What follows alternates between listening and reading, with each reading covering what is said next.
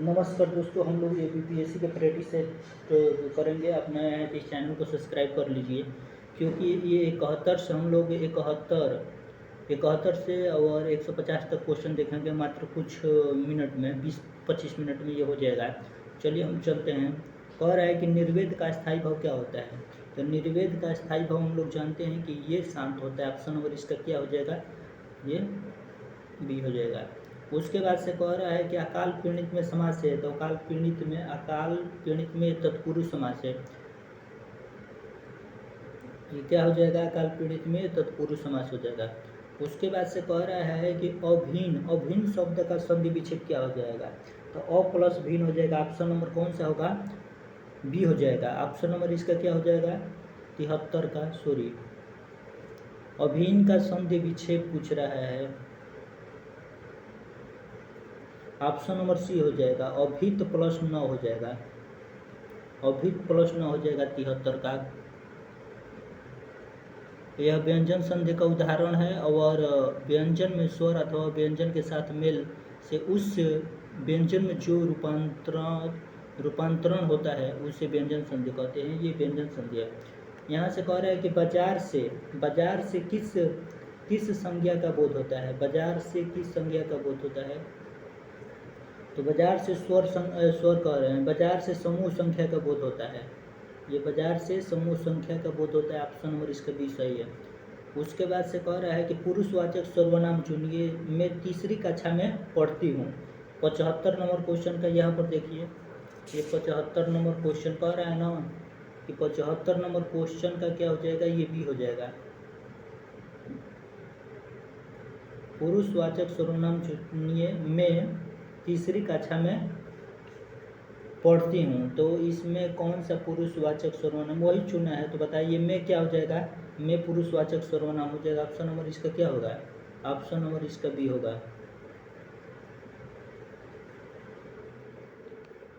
कह रहा है कि निम्नलिखित में से समानार्थी जोड़ा को स्पष्ट कीजिए। यहाँ पर समानार्थी जोड़ा को हमें बताना है, जो बताइए क्या हो जाएगा 76 नंबर क्वेश्चन का। तो ये पर्वती और महेश्वरी, ये समानार्थी जोड़ा होगा। ऑप्शन नंबर इसका क्या हो जाएगा, ऑप्शन नंबर। उसके बाद से यहाँ पर कह रहा है 77 नंबर क्वेश्चन कह रहा है कि शुद्ध शब्द हमें पहचानना है। तो जिजीविषा क्या हो जाएगा, ये शुद्ध शब्द हो जाएगा। ऑप्शन नंबर इसका क्या हो जाएगा 77 का। तो 77 का ये जिजीविषा, ये इस तरह होता है। जिजीविषा सभी ये गलत लिखा है, ये सभी गलत लिखा है। इसको जिजीविषा इस तरह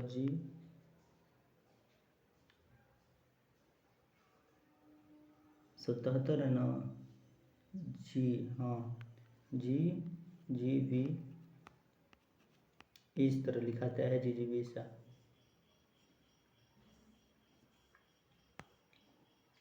वकील किस भाषा का शब्द है, 78 नंबर क्वेश्चन बताइए। 78 नंबर, वकील ये अरबी भाषा का शब्द है। वकील क्या है, ये वकील अरबी भाषा का शब्द है। उसके बाद यहाँ पर देखिए,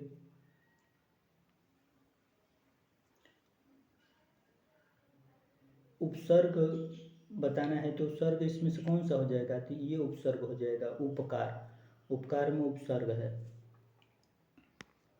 तो यहाँ पर कह रहा है कि शिक्षक का बहुवचन क्या हो जाएगा, शिक्षक का बहुवचन क्या होगा, ये पूछ रहा है 80 नंबर क्वेश्चन। तो शिक्षक का क्या होता है बहुवचन, शिक्षक गण होता है। शिक्षक का क्या होता है, तो शिक्षक का शिक्षक गण होता है। यहाँ पर शिक्षक गण, तो ये शिक्षक गण होगा, ठीक है ना। ये तो इनमें से कोई नहीं, ऑप्शन नंबर ये हो जाएगा। और उसके बाद से कह रहा है कि राष्ट्रगीत में भला कौन वह भारत भाग्य विधाता, कह रहा है कि राष्ट्रगीत में भला कौन वह भारत भाग्य विधाता, और फाटा सुनत पहने जीने का गुण हर चरण गाता। ये मैंने, ये पंक्ति किसके रचनाकार की है, ये बताना है। तो ये 81 नंबर का क्या हो जाएगा, ये रघुवीर सहाय की पंक्तियाँ है। ये पंक्तियाँ किसकी है, तो ये रघुवीर सहाय की पंक्ति है। राष्ट्रगीत में भला कौन वह भारत भाग्य विधाता, ये हमें बताना है। उसके बाद से कह रहा है कि हंस पत्रिका का प्रकाशन कहाँ से हुआ, तो हंस पत्रिका का प्रकाशन ये 82 नंबर क्वेश्चन को बताइए। हंस पत्रिका का प्रकाशन 1930 ईस्वी में बनारस में हुआ। ये प्रेमचंद्र, शिवदान सिंह चौहान, अमृत राय थे। इस पत्रिका का प्रकाशन कहाँ हुआ? हंस पत्रिका का तो बनारस में। ऑप्शन नंबर क्या हो जाएगा? ऑप्शन नंबर बनारस में भी हुआ। और उसके बाद से कह रहा है ना कि मुंबई में धर्मयुग तथा वैचारिक पत्रिका का प्रकाशन हुआ। धर्मयुग और वैचारिक पत्रिका का प्रकाशन कहाँ हुआ?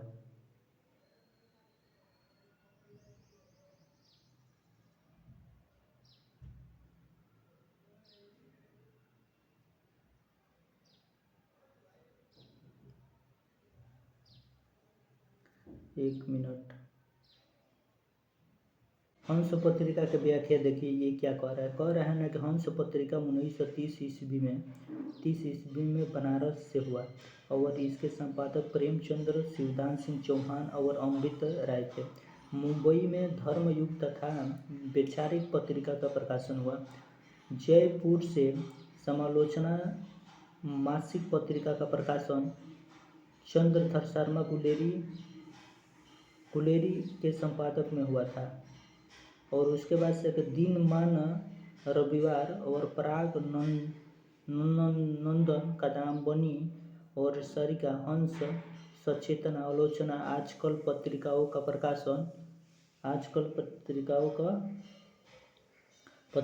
प्रकाशन दिल्ली में हुआ। हंस पत्रिका राजेंद्र यादव के संपादक में दिल्ली में भी प्रकाशित हुई। अतः इस प्रश्न के दो उत्तर सही है, बी और सी, ये दोनों हो जाएगा। तो ये यहाँ पर बी भी हो जाएगा और सी भी हो जाएगा। इसीलिए कहाँ बी भी होगा, सी भी होगा, तो ऑप्शन नंबर डी सही है। यहाँ पर कह रहा है कि चिंतामणि किस निबंधकार का महत्वपूर्ण निबंध है? तो चिंतामणि ये रामचंद्र शुक्ल का ये निबंधकार है। ऑप्शन नंबर क्या हो जाएगा? ऑप्शन नंबर ए हो जाएगा 83 का।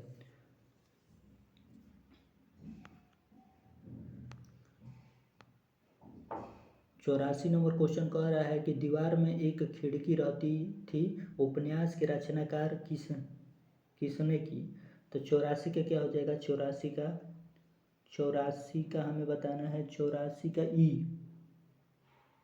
इनमें से दीवार में एक खिड़की रहती है, ये इसकी रचनाकार कौन हो जाएगा? तो ऑप्शन नंबर ई हो जाएगा, इनमें से कोई नहीं।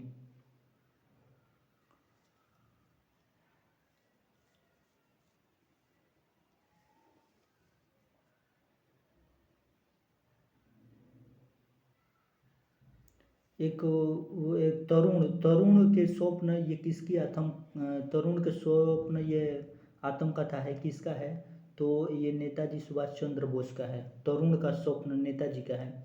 और आत्मनिरीक्षण ये सेठ गोविंद दास का है। और परिवाचक की पराजा ये शांति प्रिय द्विवेदी का है। और कह रहा है कि जग बीती ये अपूर्ण है और ये भारतेंद्र हरिश्चंद्र की है पत्रिका उनका। यहाँ पर देखिए 84 नंबर क्वेश्चन पर हम लोग चलेंगे आगे। इसका देखा ये सुमेलित नहीं है, उसको हमें बताना है। 85 नंबर क्वेश्चन यहाँ पर कह रहा है कि मेरी यात्रा किसकी है? तो मेरी यात्रा हम लोग जानते हैं कि मेरी यात्रा ये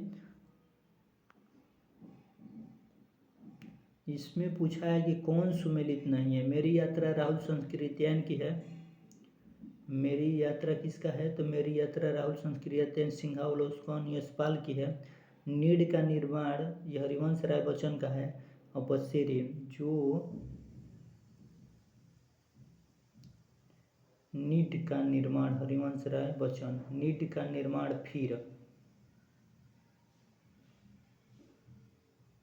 बसेरे से दूर। तो यहाँ पर कह रहा है कि कौन सा गलत है? तो यहाँ पर देखिए यह 4 नंबर गलत है, सिर्फ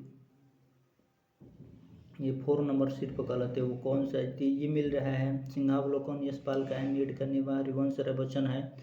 और यहाँ पर एक ऊपर भी है, तो ऊपर वाला जो मेरी जीवन यात्रा ये राहुल संस्कृत्यायन की है। और यहाँ पर नेताजी सुभाष चंद्र बोस द्वारा लिखित अपनी आत्मकथा क्या है? तरुण के स्वप्न। तरुण के स्वप्न ये किसकी आत्मकथा है? तो हम लोग जानते हैं कि तरुण के स्वप्न ये किसकी आत्मकथा है, तो 86 का क्या हो जाएगा, 86 का ये। और कह रहा है कि हमारी यात्रा के यात्रा वृत्तांत हैं, तो हमारी यात्रा के यात्रा वृत्तांत कौन है, 87 का क्या हो जाएगा, 87 का क्या होगा ये हमें बताना है।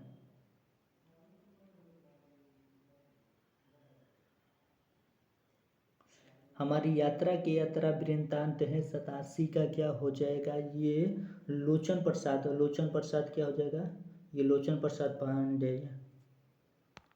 और कह रहा है कि हार के चित्र के लेखक कौन है, हार के चित्र के लेखक ये सुदर्शन है। ऑप्शन नंबर क्या हो जाएगा, ऑप्शन नंबर ये सी हो जाएगा, हार के चित्र के लेखक। और कह रहा है कि मधुमालती की रचना किसने किया, तो मधुमालती ये मंझन की है। ऑप्शन नंबर इसका क्या हो जाएगा, सी हो जाएगा। और कह रहा है कि विसल देव रासो के रचयिता कौन है, विसल देव रासो के रचयिता कौन है बताइए, तो नरपति नाल। ये विसल देव रासो के रचयिता कौन है, तो नरपति नाल, ये आदिकाल से आते हैं। और कह रहा है कि प्रेम सागर किसकी रचना है, ये प्रेम सागर किसकी रचना है ये हमें बताना है। ये लल्लू लाल का रचना है, प्रेम सागर ये किसकी रचना है, तो प्रेम सागर ये लल्लू लाल की रचना है। ऑप्शन नंबर क्या हो जाएगा, ऑप्शन नंबर ये हो जाएगा, प्रेम सागर लल्लू लाल की रचना है। 92 नंबर क्वेश्चन कह रहा है कि भारतेंद्र जी ने किस नाटक में स्वयं अभिनय किया है, तो बताइए स्वयं जानकी मंगल में भारतेंद्र जी ने क्या किए हैं, स्वयं नाटक किए हैं। तो ये ऑप्शन नंबर क्या हो जाएगा इसका ऑप्शन नंबर बताइए, ये हो जाएगा। और कह रहा है आगे कह रहा है कि भारतेंदुकालीन किस उपन्यास में आधुनिकता की शुरुआत मानी जाती है, भारतेंदु युग में किस 93 नंबर क्वेश्चन का कह रहा है कि लाला श्रीनिवास कृत परीक्षा गुरु होगा क्या, हाँ। तो कह रहा है कि भारतेंद्रकालीन किस उपन्यास में आधुनिकता की शुरुआत मानी जाती है, तो ये परीक्षा गुरु को, और श्रीनिवास की जो रचना है उसको भारतेंद्रकालीन उपन्यास का आधुनिकता की शुरुआत मानी जाती है। और उसके बाद से आगे क्वेश्चन कह रहा है कि दृग उर्झत टूटत कुटुंब जुरत चतुर चित प्रीति, यह कथन किसका है, 94 नंबर क्वेश्चन का जवाब दीजिए। 94 नंबर क्वेश्चन का हमें क्या करना है, 94 नंबर क्वेश्चन का जवाब देना है। दृग उर्झत टूटत कुटुंब जुरत चतुचित प्रीत, ये बिहारी की रचना है। दृग उर्झत टूटत कुटुंब जुरत चतुर चित प्रीत, ये बिहारी जी का है कृत। कह रहा है निम्न में से कौन सा कवि रिक्ति मुक्त है, यहाँ पर रिक्त मुक्त, हमें क्या करना चाहिए, घर से मुक्ति मिलना चाहिए, देवता से भी मुक्ति मिलना चाहिए, बोध इन सभी का बोध होना चाहिए। 1 से अधिक हो जाएगा, 95 का क्या हो जाएगा, 1 से अधिक। बोधा, आलम, घनानंद ये तीनों रिक्ति मुक्त कवि धारा के अंतर्गत आते हैं। ऑप्शन नंबर इसका क्या हो जाएगा, ऑप्शन नंबर हम लोग जानते हैं कि इसका डी हो जाएगा। और कह रहा है कि घनानंद किस वर्ग के कवि है, बताइए घनानंद किस वर्ग के कवि हैं, तो ये रीति मुक्त कवि से संबंधित है, रीति मुक्त हो जाएंगे। घनानंद, आलम, बोधा ये रीति मुक्त कवि से, बिहारी सीधी कवि से। कह रहा है रामचंद्रिका किस कवि की कृति है, तो रामचंद्रिका बताइए किस कवि की कृति है, रामचंद्रिका। 97 नंबर क्वेश्चन का रामचंद्रिका, रसिक प्रिया, कवि प्रिया, रतन बावनी, वीर सिंह देवचरित्र, विज्ञान गीता, जागीर जस चंद्रिका, नक्सिक, छंदमाल आदि ये सभी किसकी रचनाएं है, तो हम लोग जानते हैं कि आदि सब रचना ये केशवदास का है। और उसके बाद से कह रहा है कि बिहारी किस धारा के है, तो बिहारी लोग सीधे जाते हैं दिल्ली, तो ये रीति सिद्ध कवि से संबंधित हो जाएंगे। गोस्वामी जी के पिता का नाम क्या था, तो आत्माराम पांडुरंग क्या हो जाएगा 99 का, ये आत्माराम पांडुरंग 99 का क्या हो जाएगा? आत्माराम पांडुरंग ये आत्माराम पांडुरंग ये हो जाएगा गोस्वामी जी के पिता का नाम। और यहाँ पर कह रहा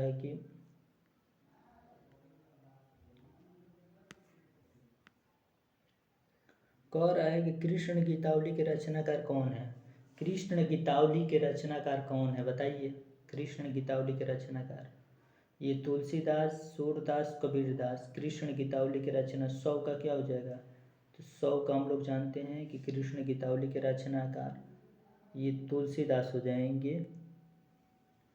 तुलसीदास कृष्ण गीतावली के रचनाकार ये तुलसीदास हो जाएंगे। थोड़ा हाल से कबीरदास के गुरु का क्या नाम था? कबीरदास के गुरु का नाम ये रामानंद थे। 100 का क्या हो जाएगा? 100 का ये कबीरदास का गुरु का नाम रामानंद था। रामानंद ये रामानंद कबीरदास के गुरु का था। कबीरदास का जन्म 1398 में और इनका मृत्यु 1518 में हुआ था। निर्गुण कवि धारा के कवि थे ये और यह ज्ञान मार्गी से संबंधित है। ये पद्मावत को समासोक्ति किसने कहा? पद्मावत को समासोक्ति किसने कहा बताइए? 102 नंबर क्वेश्चन का बी हो जाएगा। आचार्य रामचंद्र शुक्ल पद्मावत को समासोक्ति कहते हैं। और अष्टछाप में कौन सम्मिलित नहीं है? तो अष्टछाप में कौन सम्मिलित नहीं है बताइए? ये गोस्वामी विठल नाथ और गोस्वामी विठल नाथ। 103 का क्या हो जाएगा? 103 के अष्टछाप के कह रहा है कि सम्मिलित नहीं है अष्टछाप में। तो कुंभनदास चित स्वामी ये केशवदास सम्मिलित नहीं है। ये केशवदास अष्टछाप में सम्मिलित नहीं है। अष्टछाप की स्थापना 1565 ईस्वी में 4 शिष्य वल्लभाचार्य के 4 शिष्य विठल दास के थे। सूरदास कौन सी धारा के प्रतिनिधि कवि हैं? सूरदास ये कृष्ण काव्य धारा के प्रतिनिधि कवि हैं। ऑप्शन नंबर इसका क्या हो जाएगा? ऑप्शन नंबर इसका ये हो जाएगा कृष्ण काव्य धारा के। कह रहा है कि सूरदास किसके शिष्य थे? तो ये वल्लभाचार्य के शिष्य थे। सूरदास किसके शिष्य थे? तो वल्लभाचार्य के शिष्य थे। और उसके बाद से कह रहा है कि पुष्टि मार्गी कवि कौन है बताइए? पुष्टि मार्गी कवि कौन सा है? तो ऑप्शन नंबर ये हो जाएगा सूर। पुष्टि मार्गी कवि ये सूर है। और कह रहा है कि अजगर करे न चाकरी पंछी करे न काम ये किसे संबंधित है? अजगर करे न चाकरी पंछी करे न काज ये किसे संबंधित है? तो 7 का ये हो जाएगा। 7 का ये अजगर करे न चाकरी पक्षी करे न काम ये दास मलुका कह गए सबके दाता राम ये किसे संबंधित है? तो ये मलुका दास से संबंधित है।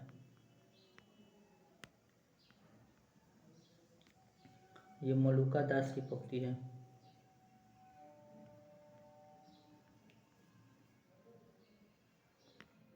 ऑप्शन नंबर ये हो जाएगा इनमें से कोई नहीं। 108 का कह रहा है कौन सी रचना जैसी की है? तो आखिरी कलाम, अखरावट, पद्मावत। ऑप्शन नंबर डी हो जाएगा। ये सभी रचना पद्मावत की है। और कह रहा है कि कुतुबन के गुरु का क्या नाम है? तो कुतुबन के गुरु का नाम 109 नंबर क्वेश्चन का जवाब दीजिए। कुतुबन के गुरु का नाम शेख बुरहान है। कुतुबन के गुरु का क्या नाम है? तो शेख बुरहान। ऑप्शन नंबर क्या हो जाएगा? ऑप्शन नंबर ये हो जाएगा। और कह रहा है कि इनमें से कौन सी रचना आद्यकाल की है? तो 110 का क्या हो जाएगा? 110 का बी। 110 का क्या हो जाएगा? 110 का बी। ये विद्यापति पदावली। ये विद्यापति पदावली इनमें से कौन सी रचना आद्यकाल की है? तो विद्यापति पदावली आद्यकाल की रचना है। और संत काव्य नामक किसने दिया? कह रहा है कि संत काव्य नाम किसने दिया था? तो 111 नंबर क्वेश्चन का जवाब दीजिए। तो कह रहा है कि संत काव्य नाम किसने दिया? 111 नंबर क्वेश्चन का बताइए। तो सी हो जाएगा, राम कुमार वर्मा ने संत काव्य नाम दिया। राम कुमार वर्मा हो जाएंगे। मसी कागज छुओ नहीं, कलम को यूँ नहीं हाथ, और किसके विषय में कहा गया है? तो 112 का क्या हो जाएगा? 112 का ये सी हो जाएगा। कबीरदास जी पढ़े लिखे व्यक्ति नहीं थे, फिर भी रचना करना जानते थे। और हिंदी के किस काल को स्वर्ण युग कहा जाता है? तो हिंदी के किस काल को स्वर्ण युग कहा जाता है? हिंदी के किस काल को स्वर्ण काल कहा जाता है? भक्ति काल को। और कह रहा है ना कि कबीर की मृत्यु कहाँ हुई? तो कबीर का मृत्यु ये मगहर में हुआ। कबीर का मृत्यु कहाँ हुआ? तो मगहर।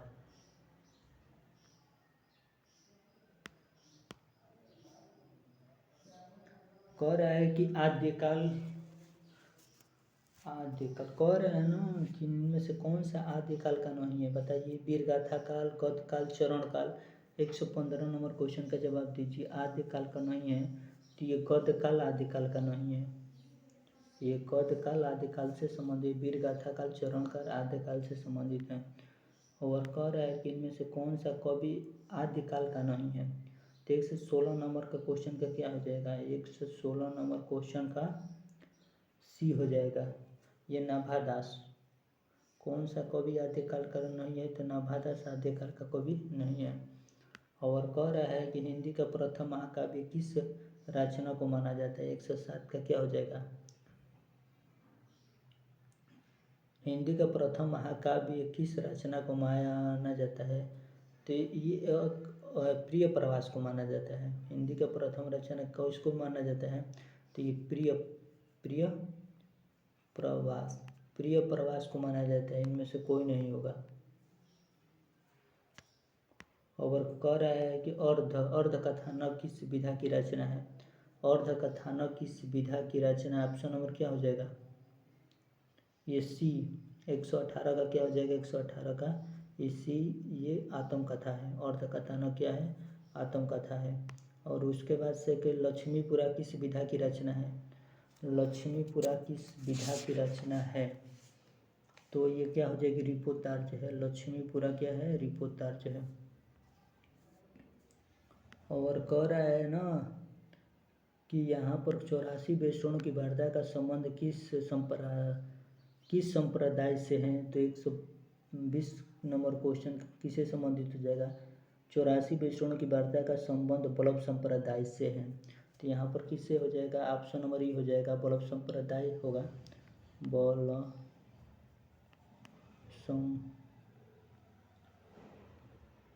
ये बल्लभ संप्रदाय से होगा, इनमें नहीं है। और कह रहा है कि हिंदी नई चाल में ढाली भरतेंद्र की यह पंक्ति किस पुस्तक से ली गई है? हिंदी नई चाल में ढाली ये किस पुस्तक से ली गई है? तो ऑप्शन नंबर क्या हो जाएगा? 1800। भरतेंद्र ने 1873 में कालचक्र पुस्तक की भूमिका में लिखा है कि हिंदी नई चाल में ढली। ये कालचक्र पुस्तक से लिया गया है। इसका आंसर हम लोग यहीं पर जानेंगे, ये कालचक्र। ये कालचक्र पुस्तक की भूमिका से ये लिया गया है। हिंदी नई चाल में ढली 1873। और कह रहा है, इधर आएंगे हम लोग।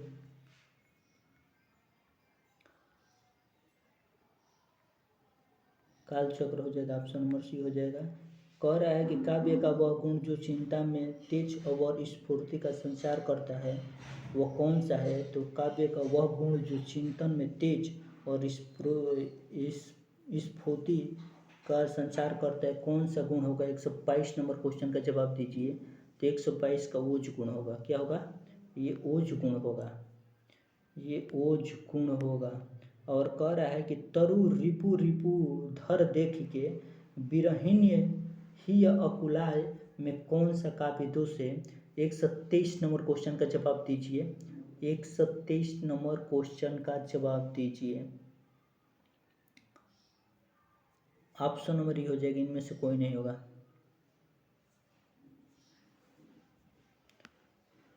हिंदी का प्रथम कवि किसको माना जाता है? तो हिंदी का प्रथम कवि सरहप्पा को माना जाता है। ये ऑप्शन नंबर क्या हो जाएगा, ऑप्शन नंबर ये हो जाएगा, हिंदी का प्रथम कवि। और कह रहा है कि निम्नलिखित रसों ग्रंथों में कौन सा काव्य एक प्रेम काव्य या श्रृंगार काव्य है। कह रहा है कि निम्नलिखित ग्रंथों में से कौन सा काव्य एक प्रेम काव्य और श्रृंगार काव्य है। तो 100 क्या कह रहा है, 125 का ए हो जाएगा, विसल देवरासो, विसल नरपति नाला की रचना है, जो एक प्रेम काव्य और श्रृंगार काव्य भी है। और कह रहा है अष्टछाप के प्रमुख कवि जो नंददास किसके शिष्य हैं। अष्टछाप के प्रमुख कवि नंददास ये किसके शिष्य हैं, या तो वल्लभाचार्य होंगे, नहीं तो विठलनाथ होंगे। तो ये किसके होंगे,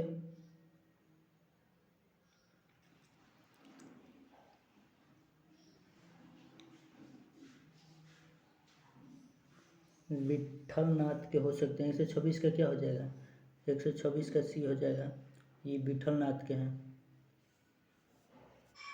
और कह रहा है कि बनन में बागन में बगरो बसंत, ये पद्माकर की इस पंक्ति का अर्थ शब्द के किस शक्ति से ग्रहण किया गया है।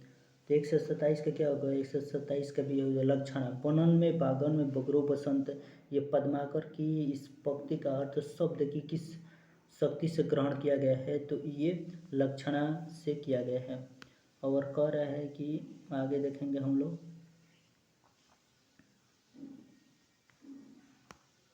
यहाँ पर ये मिलाना है, फर्स्ट वन को सूची 1 को सूची 2 से सुमेलित करना है। ये 28 नंबर क्वेश्चन आप लोग देखिए। कह रहा है ना कि सूरदास, यहाँ पर सूरदास ने सूरसागर लिखा है, सूरदास ये सूरसागर से संबंधित हो जाएगा। और कबीर ये बीजक से संबंधित हो जाएंगे। और सुमित्रानंद पंत ये लोकायतन से संबंधित हो जाएंगे। और जगन्नाथ दास रत्नाकर ये उद्योग शतक से संबंधित हो जाएगा। तो एक का थ्री देखिए, ए का 3 ऑप्शन नंबर ए ही सही होगा। ए का 3 और बी का 4 ऑप्शन नंबर इसका क्या हो जाएगा, 128 का ए हो जाएगा। करे कनक कनक ते 100 गुनी मद का ताधिकाय में कौन सा अलंकार है। तो ये यमक अलंकार है। यहाँ पर कनक कनक ते 100 गुनी मद का ता, ये यमक अलंकार का प्रयोग किया। 129 का क्या होगा, 129 का ये होगा। और कह रहे कौन सा शब्द गो का अर्थ है, गो का अर्थ क्या हो जाएगा। 1 से 30 का बताइए, गो का अर्थ क्या हो जाएगा, गाय होगा। ऑप्शन नंबर नदी होगा कि गाय होगा। 130 नंबर क्वेश्चन बताइए क्या होगा, बी नदी होगा। गो का अर्थ क्या होगा, गो का अर्थ नदी होगा। 30 का क्या होगा, गो का अर्थ यहाँ पर नदी भी होगा, गाय भी होगा। ऑप्शन नंबर क्या हो जाएगा, ऑप्शन नंबर डी हो जाएगा। और कह रहा है कि यहाँ पर शुद्ध वाक्य को चुनिए। राम रोटी खाया है, राम ने रोटी खाया है, राम ने रोटी खाई है, राम ने रोटी खाया है। 131 का क्या होगा,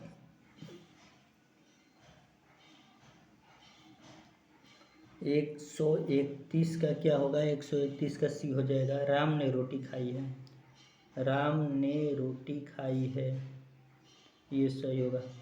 और कह रहा है कि वह पढ़ता है लेकिन बात भी करता है। 132 का क्या होगा, वो पढ़ता है लेकिन बात भी करता है। तो 132 का क्या होगा, अव्यय होगा। यहाँ पर लेकिन बताना है कि क्या हो जाएगा, तो ये अव्यय हो जाएगा। और कह रहा है आगे चलेंगे हम लोग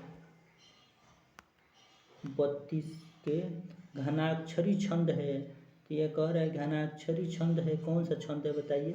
133 का वो ये वाणिक छंद है। घनाक्षरी क्या है, तो घनाक्षरी ये वाणिक छंद है। और कह रहा है कि पश्चिमी हिंदी की सर्वाधिक प्रमुख बोली इनमें से कौन सा है।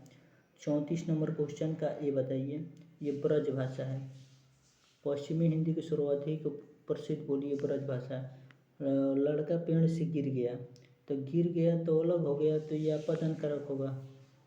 और कह रहा है कि किसी कार्य का करने या होने का बोध कराने वाले कहलाता है, उसको काल कहते हैं। किसी कार्य का करने या होने वाले को बोध कराता है, उसे काल कहते हैं। और वाक्य के प्रथम और अंतिम भागों को क्रमशः 1-6 संख्या दी गई है, तो उनके बीच में आने वाले अंशों को 4 बराबर भागों में य र ल व की संख्या दी गई। चारों भाग उचित क्रम में नहीं और इन क्रमों को उचित क्रमानुसार व्यवस्थित करना है। वाक्यों को ध्यान से पढ़कर दिए गए विकल्पों में से उनका उचित क्रम चुनिए। तो यहाँ पर हमें इसको उचित क्रम चुनना है। और ये कौन सा नंबर का क्वेश्चन है? तो 37 नंबर क्वेश्चन का क्वेश्चन है। तो 37 नंबर क्वेश्चन है, तो चलिए हम 37 नंबर क्वेश्चन का सी कह रहा है, सी कह रहा है ना, सी देख लिया जाए सी क्या कह रहा है। ल व य र, ल व ल आएगा। कह रहा है कि शिक्षा के द्वारा ऐसी नागरिक तैयार होना चाहिए जो समाज कल्याण व राष्ट्र अपना सर्व बलिदान कल्याण के लिए तैयार करने को तत्पर हो। तो यही हो जाएगा ऑप्शन नंबर, क्या हो जाएगा? ऑप्शन नंबर इसका ये हो जाएगा।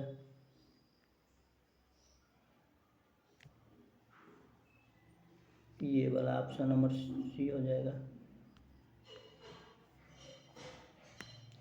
पुल्लिंग शब्द पहचानना है।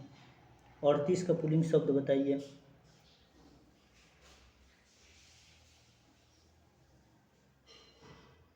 और 30 का पुल्लिंग शब्द ये हो जाएगा सूची पत्र, ये पुल्लिंग शब्द है। दिए गए समानार्थी शब्दों को हमने चुनना है। मिलिंद का समानार्थी शब्द क्या हो जाएगा? ऐसे समानार्थी शब्द हमें चुनना है भीरा, अली, षष्ठपद, मधुकर और द्विरेफ, मधुप, ये सभी हो जाएंगे। तो ऑप्शन नंबर क्या हो जाएगा? इनमें से कोई नहीं हो जाएगा। भुजंग, सरिता, कंगूर, ये शब्द नहीं होता है। कह रहा है कि निम्न में से कौन सा प्रत्यय रहित है? दर्शनीय में प्रत्यय है, दुर्गुण में भिक्षु में कौन सा? 40 का क्या हो जाएगा? 40 का दुर्गुण में ये प्रत्यय रहित है, इसमें प्रत्यय कोई नहीं हो। कह रहा है कि अनामिका काव्य किसके द्वारा रचित है? तो सूर्यकांत त्रिपाठी के द्वारा। 41 का क्या हो जाएगा? अनामिका किसकी रचना है? तो सूर्यकांत त्रिपाठी की रचना है। ऑप्शन नंबर इसका बी हो जाएगा। कह रहा है कि कौन सी कृति मोहन राकेश की नहीं? आषाढ़ का एक दिन, कन्यादान और लहरों के राजहंस। हाँ, कन्यादान किसकी रचना है? ये 42 नंबर। आषाढ़ का एक दिन, लहरों का राजहंस आधे अधूरे मोहन राकेश की रचना है। जबकि सच्ची वीरता, आचरण की सभ्यता, पवित्रता और मधुर और प्रेम और कन्यादान अमेरिका का मस्त योगी वाल्ट हिटमैन और सरदार पूर्ण सिंह की रचना है। जो कन्यादान किसकी रचना है? ये सरदार पूर्ण सिंह की रचना है। और कह रहा है कि एक पति के नोट से कहानी के लेखक कौन हो जाएंगे? एक पति के नोट से कहानी के ये महेंद्र भाला, ये महेंद्र भाला हो जाएंगे, एक महेंद्र भाला। ठीक। और कह रहा है एक महेंद्र भाला हो जाएंगे। और उसके बाद से कह रहा है कि काल जल उपन्यास के लेखक कौन है? काल जल उपन्यास के लेखक कौन है? काल जल उपन्यास 44 का क्वेश्चन का सी हो जाएगा, सानी। ये सानी काल जल का। और मैंने स्मृति के दीप जलाई, ये किसकी रचना है? 145 नंबर क्वेश्चन का जवाब दीजिए। ठीक, ये हो जाएगा लक्ष्मी नारायण सुधांशु। और कह रहा है कि साधना गद्य काव्य किसने लिखा है? 146 नंबर क्वेश्चन का ये हो जाएगा राय कृष्ण दास। साधना गद्य काव्य किसने लिखा है? तो राय कृष्ण दास। और सती चंद्रावली और अमर सिंह राठौर नाटक की रचना किसने किया? तो 47 नंबर क्वेश्चन का क्या हो जाएगा? ये भारतेंद्र ने सती चंद्रावली अमर सिंह राठौर नाटकों की रचना भारतेंद्र। और उसके बाद से कह रहा है कि माटी की मूर्तें नामक रेखाचित्र किसने लिखा है? 148 नंबर क्वेश्चन का जवाब दीजिए। 148 नंबर क्वेश्चन का जवाब दीजिए। ये क्या होगा? राम वृक्ष बेनीपुरी। ये कह रहा है कि माटी की मूर्ति रेखाचित्र, ये राम वृक्ष बेनीपुरी की रचना है। राम वृक्ष बेनीपुरी ऑप्शन नंबर ई सही हो जाएगा। माटी की मूर्ति ये निबंध संस्करण है। कह रहा है कि कृष्ण गीतावली ग्रंथ के रचनाकार ये तुलसीदास जी हैं। तुलसीदास जी हो जाएंगे। और शेष कादम्बरी उपन्यास की लेखिका कौन है? तो शेष कादम्बरी उपन्यास की लेखिका कौन है ये बताना है। शेष कादम्बरी ये अलका श्रावगी का उपन्यास है। ये अलका श्रावगी का।